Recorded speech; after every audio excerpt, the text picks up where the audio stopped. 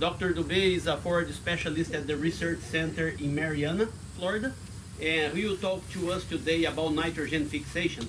I think a lot of the reasons why we plant peanuts or any other legume is because of the nitrogen fixation. So it gives us the impression that we can reduce nitrogen fertilizer by using peanut, and Dr. Dubeux today will talk to us a little bit about nitrogen fixation. Thanks, Dr. Vendramini. It's a pleasure to be here. I would like to acknowledge and thank Glenn Emerson for hosting us here and being such a great collaborator. Larry Rooks is also here today. He's another collaborator of this project. And actually, this was a SAR proposal. When we established these plots in 4 different locations across Florida. One was here at Glenn's Farm. 2 locations were in Central Florida. Larry Rooks and Mike Fields and Dr. Solenberg crew took care of the central location. Dr. Vendramini took care of this southern location, and we also did in North Florida, in Jackson County at McLess. So it was really successful. We planted this in 3 years ago, 2014, and it's just getting better and better all the time. So that's really good. So the first question: why do you want to put a legume into a pasture? Well, 2 major things. One is the nutritive value of this peanut. It has a digestibility of 70% compared to typically it's 50% found on Bahia grass. It gets crude protein around 16-18% compared to 8 to 10% on Bahia grass. And the cattle really like it. We can tell that. We are measuring that. So that's the first thing. And the second thing is the nitrogen fixation, biological nitrogen fixation. You know that to make grass grow, nitrogen is important, right? And there are 2 ways to put nitrogen on the pasture, basically, the most meaningful ways.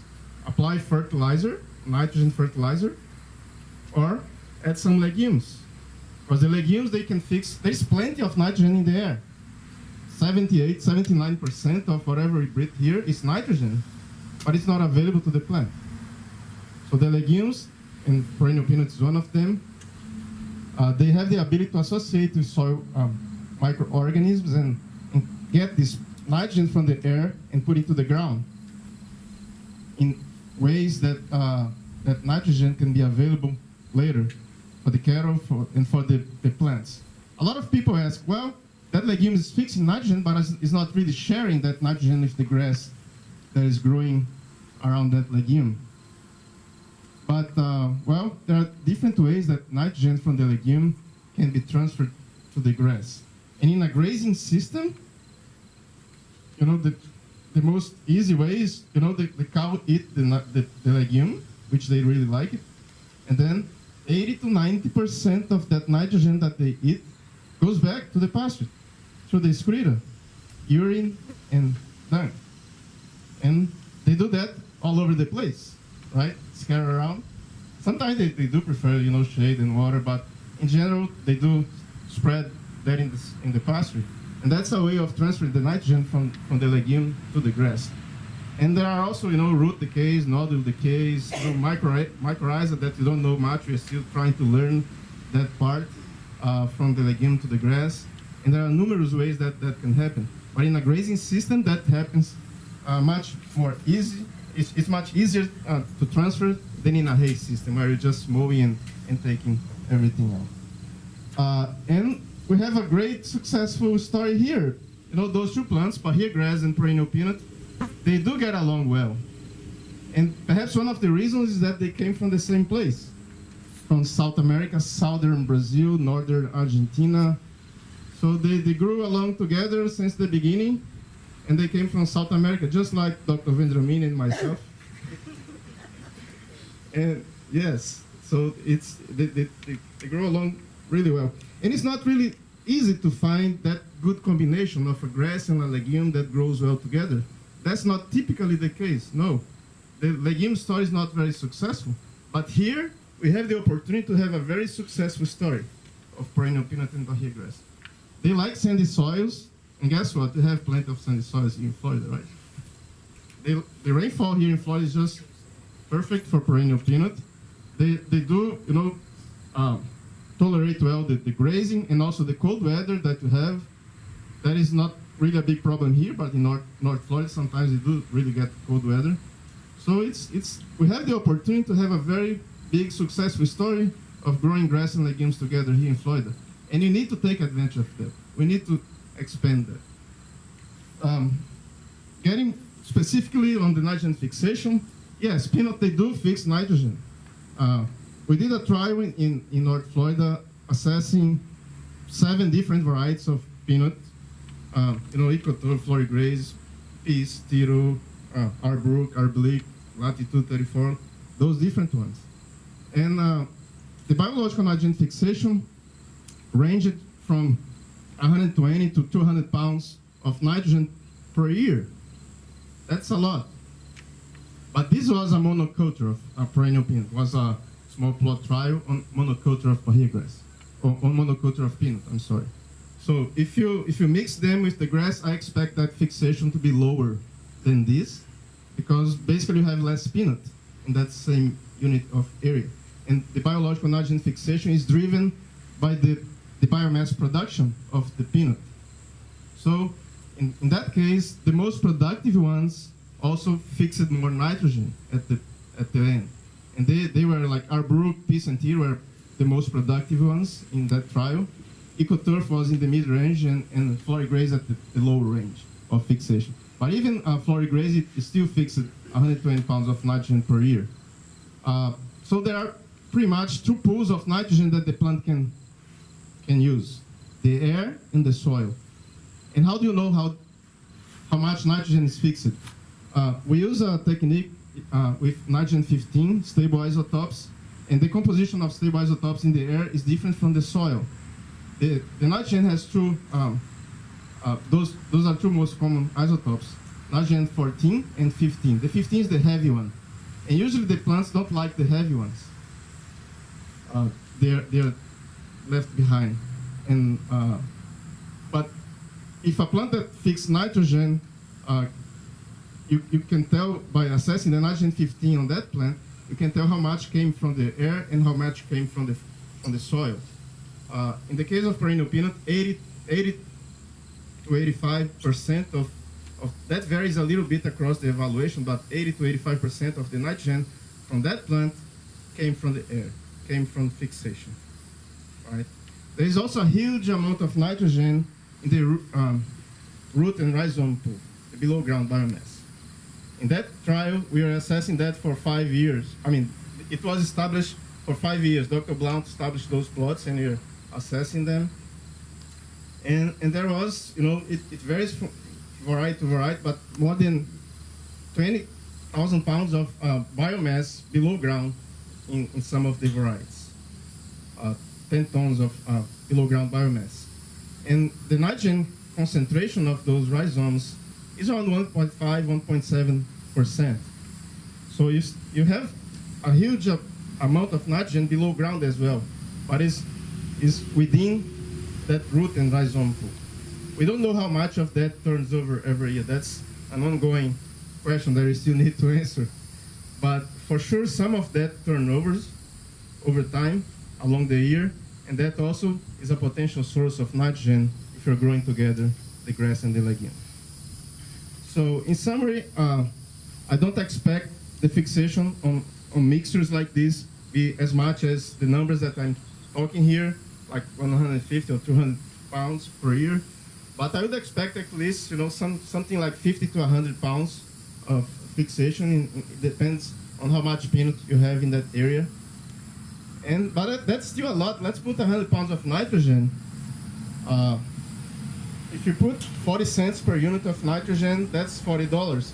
But typically you have 50% efficiency on fertilization, which means that whatever fertilizer you spread, typically we lose at least 50% by volatilization, mainly volatilization here in South Florida or in warm environments. So the nitrogen from the peanut, we don't have the number, but it's more like a slow release type of nitrogen because it decays over time, from the feces, from the leaves that falls, or from the roots and others that decay. So the efficiency is much greater. I would expect, nitrogen from the legume would be at least twice as much efficient from the nitrogen from the fertilizer. So we're talking about here, or $60 to $80 per year of benefit in terms of nitrogen fixation. Well, if you have 50 acres, that's $4,000. That means a lot, right? So again, not sure about the time, Joe, but it's a great opportunity for us to explore this association between Bahia grass and perennial peanut. And the major two things are the better nutritive value of the peanut and also the nitrogen fixation. Oh, I forgot to mention that we have a grazing trial going on in Mariana. In that grazing trial, we're comparing 3 different grazing systems. One of the systems is we have Bahia grass and you have stripped planted perennial peanut on that Bahia grass. With strips just like you're gonna see here in the plots.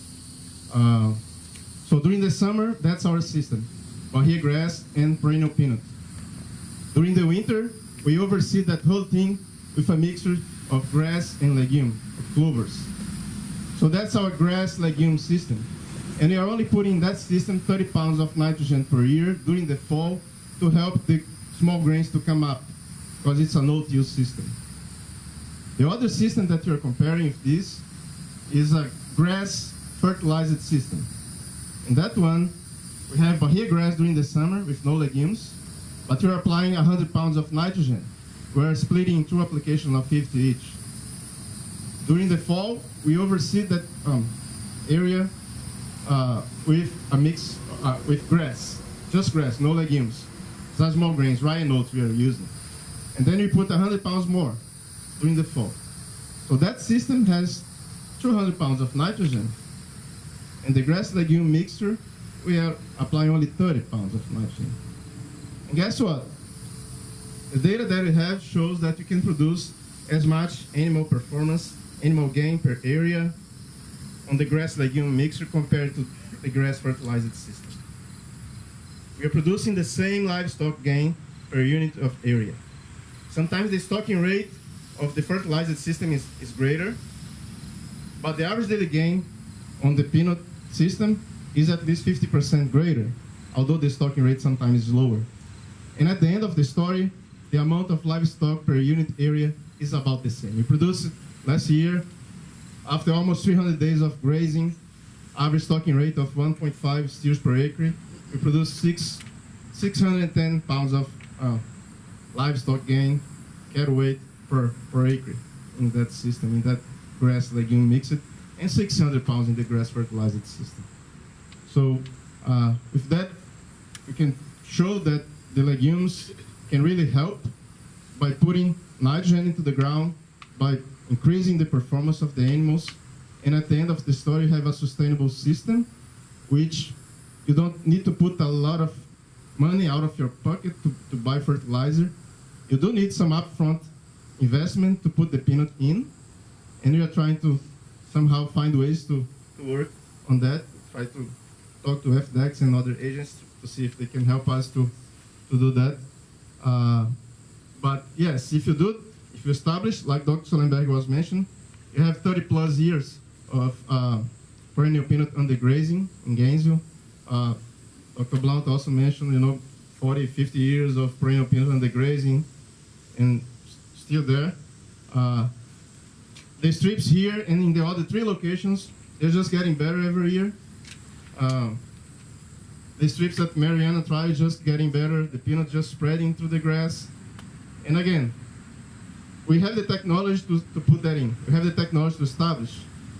You just need to, and I think we're going to talk about that along the day. You just need to some upfront investment to put the peanut in, and then you're good to go for 30 plus years. Okay, thank you.